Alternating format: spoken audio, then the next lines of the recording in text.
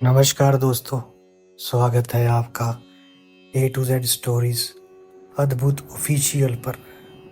साधु संत फकीर गुरु रहबरों की सदा ही जय जयकार। संत कबीर साहब द्वापर युग में करुणामय नाम से प्रकट हुए थे।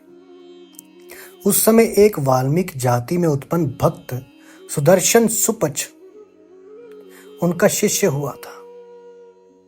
इसी सुदर्शन जी ने पांडवों की यज्ञ सफल की थी, जो ना तो श्री कृष्ण जी के भोजन करने से सफल हुई थी, ना ही 33 करोड़ देवताओं, 88,000 ऋषियों, 12 करोड़ ब्राह्मणों, 9 नाथों, 84 सिद्धों के भोजन खाने से सफल नहीं हुई थी। भक्त सुदर्शन जी वाल्मीकि पूर्ण गुरु जी से वास्तविक 3 मंत्र प्राप्त करके सत साधना गुरु मर्यादा में रहते हुए कर रहे थे। द्वापर युग में इंद्रमती को शरण में लेना। द्वापर युग में चंद्र विजय नाम का एक राजा था। उसकी पत्नी इंद्रमती बहुत ही धार्मिक प्रवृत्ति वाली औरत थी। संत महात्माओं का बहुत आदर किया करती थी। उसने एक गुरुदेव भी बना रखे थे। उनके गुरुदेव ने बताया था कि बेटी, साधु संतों की सेवा करनी चाहिए। संत को भोजन खिलाने से बहुत लाभ होता है। एकादशी का व्रत, मंत्र के जाप आदि साधनाएं जो गुरुदेव ने बताई थी, वे भागवत भक्ति में बहुत दृढ़ता से लगी हुई थी। गुरुदेव ने बताया था कि संतों को भोजन खिलाया करेगी तो तू आगे भी रानी बन जाएगी और तुझे स्वर्ग प्राप्ति होगी। रानी ने सोचा कि प्रतिदिन एक संत को भोजन अवश्य खिलाया करूंगी। उसने ये प्रतिज्ञा मन में ठान ली कि मैं खाना बाद में खाया करूंगी, पहले संत को खिलाया करूंगी। इससे मुझे याद बनी रहेगी, कहीं मुझे भूल ना पड़ जाए, मैं भूल ना जाऊं। रानी प्रतिदिन पहले एक संत को भोजन खिलाती, फिर स्वयं खाती। वर्षों तक ये क्रम चलता रहा। एक समय हरिद्वार में कुंभ के मेले का संयोग हुआ।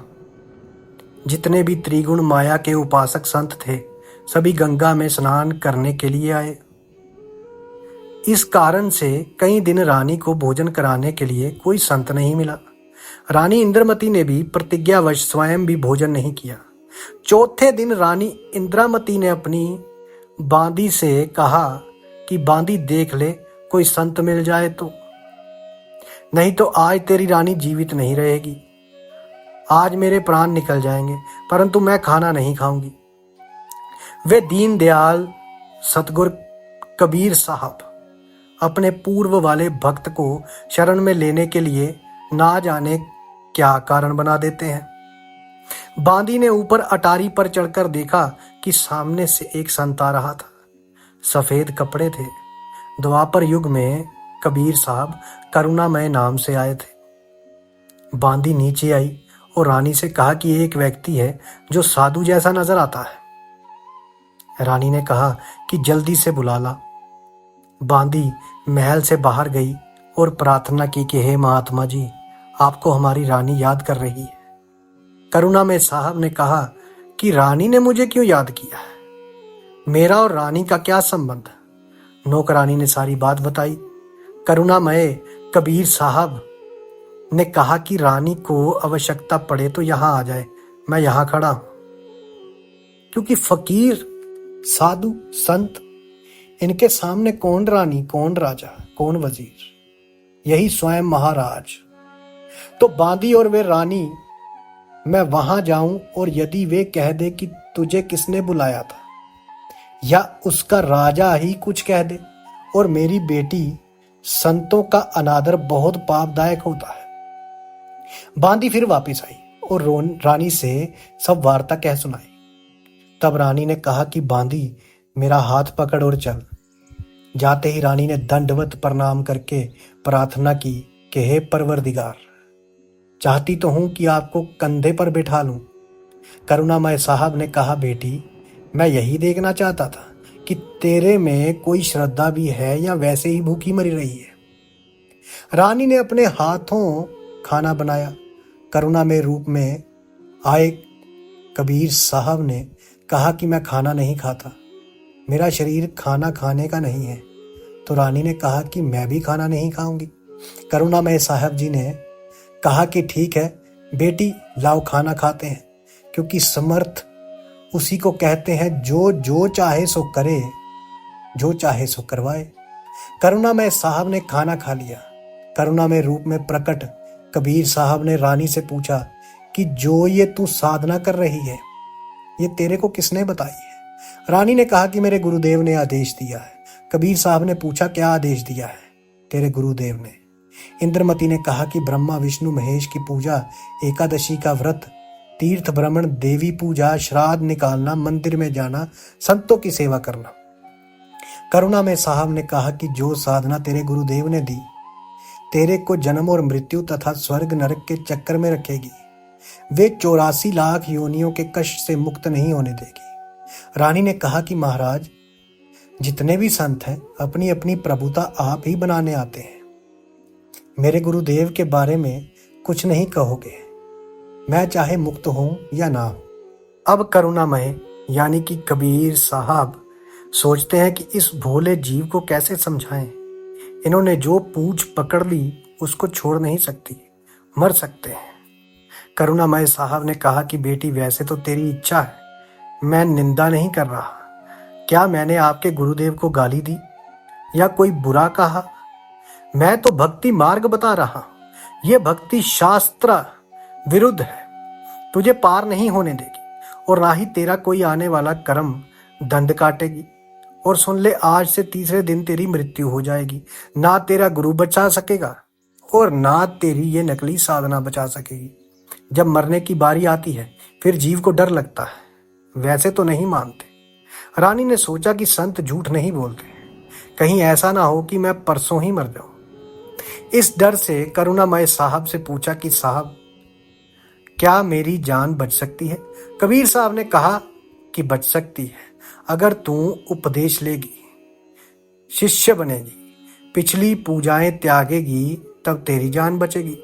इंद्रमती ने कहा, मैंने सुना है कि गुरुदेव नहीं बदलना चाहिए, पाप लगता है। कबीर साहब ने कहा कि नहीं पुत्री, ये भी तेरा भ्रम है। एक वैद्य डॉक्टर से दवाई ना लगे तो क्या दूसरे से नहीं लेते? एक 5वीं कक्षा का अध्यापक होता है, फिर एक उच्च कक्षा का अध्यापक होता है। बेटी, अगली कक्षा में जाना होगा। क्या सारी उम्र 5वीं कक्षा में ही लगी रहे? इसको छोड़ना पड़ेगा।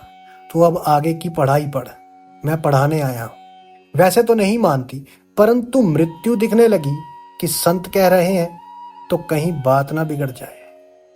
ऐसा विचार करके इंद्रमती ने कहा कि जैसे आप कहोगे मैं वैसे ही करूंगी। करुणामय कबीर साहब ने उपदेश दिया, कहा कि तीसरे दिन मेरे रूप में काल आएगा, तू उससे बोलना मत। जो मैंने नाम दिया है 2 मिनट तक इसका जाप करना, 2 मिनट के बाद उसको देखना है, उसके बाद सत्कार करना है। वैसे तो गुरुदेव आए तो अति शीघ्र चरणों में गिर जाना चाहिए। ये मेरा केवल इस बार आदेश है। रानी ने कहा ठीक है जी। अब रानी को तो चिंता बनी हुई थी, श्रद्धा से जाप कर रही थी। कबीर साहब का रूप बनाकर गुरुदेव रूप में काल आया। आवाज लगाई, इंद्रमती, इंद्रमती। अब उसको तो पहले ही डर था, नाम स्मरण किया, काल की तरफ नहीं देखा। 2 मिनट के बाद जब देखा तो काल का स्वरूप बदल गया। काल का ज्यों का त्यों चेहरा दिखाई देने लगा। करुणामय कबीर साहब का स्वरूप नहीं रहा। जब काल ने देखा कि तेरा तो स्वरूप बदल गया, वे जान गया कि इसके पास कोई शक्ति युक्त मंत्र है। ये कहकर चला गया कि तुझे फिर देखूंगा, अब तो बच गई। रानी बहुत खुश हुई, फूली ना समाई। कभी अपनी बांदियों को कहने लगी कि मेरी मृत्यु होनी थी, मेरे गुरुदेव ने मुझे बचा दिया। राजा के पास गई और कहा कि आज मेरी मृत्यु होनी थी, मेरे गुरुदेव ने रक्षा कर दी, मुझे लेने के लिए काल आया था। राजा ने कहा कि तू ऐसे ही ढिंढोरे करती रहती है, काल आता है तो क्या तुझे छोड़ जाता? ये संत वैसे बहका देते हैं। राजा की बात को रानी कैसे माने। खुशी खुशी में रानी अपने कक्ष में जाकर लेट गई। कुछ देर बाद सर्प बनकर काल फिर आया और रानी को डस लिया। ज्यों ही सर्प ने डसा, रानी को पता चल गया। रानी जोर से चिल्लाई, मुझे सांप ने डस लिया। नौकर भागे। देखते ही देखते एक मोरी में से पानी निकलने का छोटा छिद्र था। वे सर्प निकल गया। अपने गुरुदेव को पुकार कर रानी बेहोश हो गई। करुणामय कबीर साहब वहां प्रकट हो गए। लोगों को दिखाने के लिए मंत्र बोला। वे तो बिना मंत्र भी जीवित कर सकते हैं, किसी जंत्र मंत्र की आवश्यकता नहीं। इंद्रमती को जीवित कर दिया। रानी ने बड़ा शुक्र मनाया कि हे बंदी, छोड़, यदि आज आपकी शरण में नहीं होती तो मेरी मृत्यु हो जाती। कबीर परमेश्वर ने कहा, इंद्रमती, इस काल को मैं तेरे घर में घुसने भी नहीं देता, तेरे पर यह हमला भी नहीं करता, परंतु तुझे विश्वास नहीं होता। तू ये सोचती कि मेरे ऊपर कोई आपत्ति नहीं आनी थी। गुरुजी ने मुझे बहका कर नाम दे दिया है, इसलिए तेरे को थोड़ा सा झटका दिखाया है, नहीं तो बेटी तेरे को विश्वास नहीं होता। धर्मदास यहाँ घना अंधेरा, बिन प्रचे जीव जम का चेहरा। कबीर साहब ने कहा कि अब जब मैं चाहूंगा, करुणामय साहब ने, कि अब जब मैं चाहूंगा तब तेरी मृत्यु होगी। गरीब दास साहब जी कहते हैं, गरीब काल डरे करतार से, जय जय जय जगदीश, जोरा जोरी झाड़ती, पगरज डारे शीश। ये काल कबीर भगवान से डरता है और ये मौत कबीर साहब के जूते झाड़ती है, अर्थात नौकर तुल्य है। फिर उस धूल को अपने सिर पर लगाकर कहती है कि आपके भक्त के पास मैं नहीं जाऊंगी। गरीब काल जो पीसे पसीना, जोरा है पनिहार, ये दो असल मजूर है मेरे साहब के दरबार। ये काल जो यहाँ का 21 ब्रह्मांड का भगवान है तथा जो ब्रह्मा विष्णु महेश के परमात्मा है, ये तो मेरे कबीर साहब का आटा पीसते हैं, अर्थात पक्के नौकर हैं, और जोरा मेरे कबीर परमेश्वर का पानी भरता है। मौत मेरे कबीर की पानी भरती है, अर्थात एक विशेष नौकरानी है। ये दो असल मजदूर मेरे कबीर साहब के दरबार में। कुछ दिनों के बाद कबीर साहब फिर आए। रानी इंद्रामती को सतनाम प्रदान किया। फिर कुछ समय के उपरांत करुणामय साहब ने रानी इंद्रामती की अति श्रद्धा देखकर सार नाम दिया, शब्द की उपलब्धि करवाई। कबीर साहब रानी इंद्रमती को समय समय पर दर्शन देने जाते रहते थे, तो इंद्रमती प्रार्थना किया करती थी कि मेरे पति राजा को समझाओ मालिक, ये भी मान जाए, आपके चरणों में आ जाए तो मेरा जीवन सफल हो जाए। चंद्र विजय से कबीर साहब ने प्रार्थना की कि चंद्र विजय, आप भी नाम दक्षिणा लो, ये 2 दिन का राज और ठाठ है। करुणामय साहब ने फिर 84 लाख योनियों में प्राणी चला जाएगा।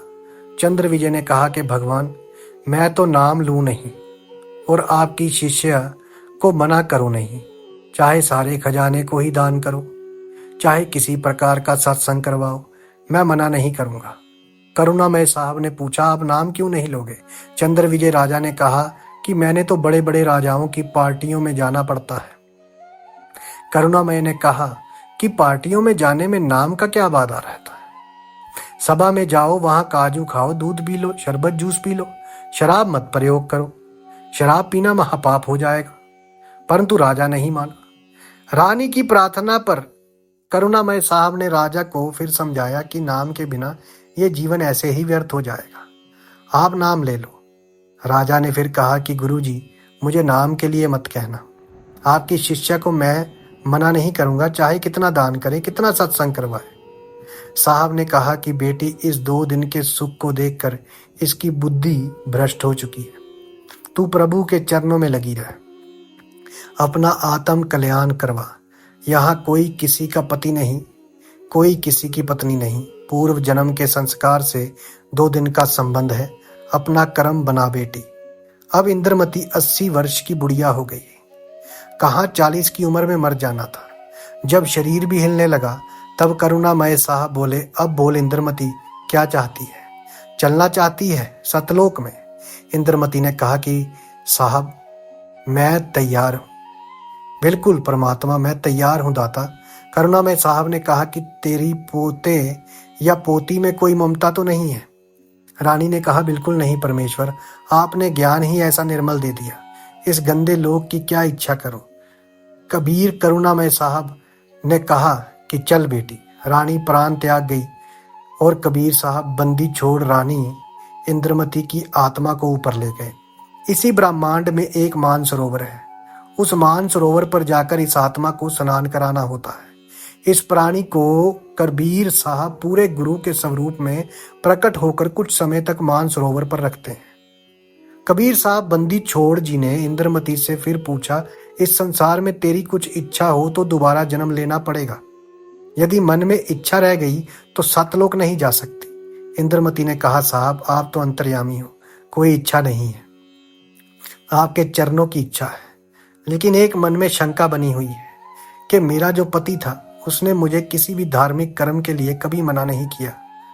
नहीं तो आजकल के पति अपनी पत्नियों को बाधा कर देते हैं। यदि वे मुझे मना कर देता तो मैं आपके चरणों में नहीं लग पाती, मेरा कल्याण नहीं होता। उसका इस शुभ कर्म में सहयोग का कुछ लाभ मिलता हो तो कभी उस पर भी दया करना दाता। कबीर साहब ने देखा कि ये नादान इसके पीछे फिर लटक गई। कबीर साहब बोले, ठीक है बेटी, अभी तू 2-4 वर्ष यहाँ रह ले। 2 वर्ष पश्चात राजा भी मरने लगा, क्योंकि नाम ले नहीं रखा था। यम के दूत आए, राजा चेक के चक्कर खाकर गिर गया। यम के दूतों ने उसकी गर्दन को दबाया, राजा के सारे मल और मूत्र निकले। करुणामय साहब ने रानी को कहा कि देख तेरे राजा की क्या हालत हो रही है। वहां मानसरोवर में कबीर साहब ने दिखाया। यह सर्व कोतक देखकर रानी ने कहा कि देख लो दाता, यदि उसका भक्ति में सहयोग का कोई फल बनता हो तो दया कर लो। रानी को फिर भी थोड़ी सी ममता बनी थी। कबीर साहब ने सोचा कि ये फिर काल जाल में फंसेगी। ये सोचकर मानसरोवर से वहां गए जहां राजा चंद्र विजय अपने महल में अचेत पड़ा था। यमदूत उसके प्राण निकाल रहे थे। कबीर साहब के आते ही यमदूत ऐसे आकाश में उड़ गए जैसे मुर्दे से गिद्ध उड़ जाते हैं। चंद्र विजय होश में आ गया। सामने करुणामय कबीर साहब खड़े थे। केवल चंद्र विजय को दिखाई दे रहे थे, किसी अन्य को दिखाई नहीं दे रहे थे। चंद्र विजय चरणों में गिरकर याचना करने लगा, मुझे क्षमा कर दो दाता, मेरी जान बचाओ, क्योंकि अब उसने देखा कि तेरी जान जाने वाली है। जब इस जीव की आंख खुलती है कि ये तो बात बिगड़ गई, मुझे क्षमा कर दो दाता, मेरी जान बचा लो मालिक। कबीर साहब यानी कि करुणामय साहब ने कहा, राजा आज भी वही बात है, उस दिन भी वही बात थी, नाम लेना होगा। राजा ने कहा, मैं नाम ले लूंगा जी, अभी ले लूंगा नाम। कबीर साहब ने नाम उपदेश दिया तथा कहा कि अब मैं तुझे 2 वर्ष की आयु दूंगा। यदि इसमें एक श्वास भी खाली चला गया तो फिर कर्म दंड रह जाएगा। कबीर जीवन तो थोड़ा भला, जे सत सुमरण हो, लाख वर्ष का जीवना लेखे धरे न को। शुभ कर्म में सहयोग दिया हुआ पिछला कर्म और साथ में श्रद्धा से 2 वर्ष के स्मरण से तथा 3 नाम प्रदान करके कबीर साहब चंद्र विजय को भी पार कर ले गए। कबीर साहब और साधु संत महापुरुष लोग अपने सच्चे श्रद्धालुओं की आयु बढ़ा देते हैं और परिवार की भी रक्षा करते हैं। कबीर साहब करते हैं। उपरोक्त विवरण से सिद्ध हुआ ये प्रमाण बहुत पहले के हैं। वर्तमान में साधारण व्यक्ति विश्वास नहीं करता। वर्तमान में पूज्य कबीर साहब की शक्ति आज भी है, पहले भी थी और आगे भी रहेगी, क्योंकि साधु संत फकीर कभी भी मरते नहीं, अपनी मर्जी से आते जाते हैं, उन लोगों के मालिक होते हैं। सो सतगुरु कबीर साहब की जय। साधु संत फकीर गुरु रहबरों की सदा ही जय जयकार।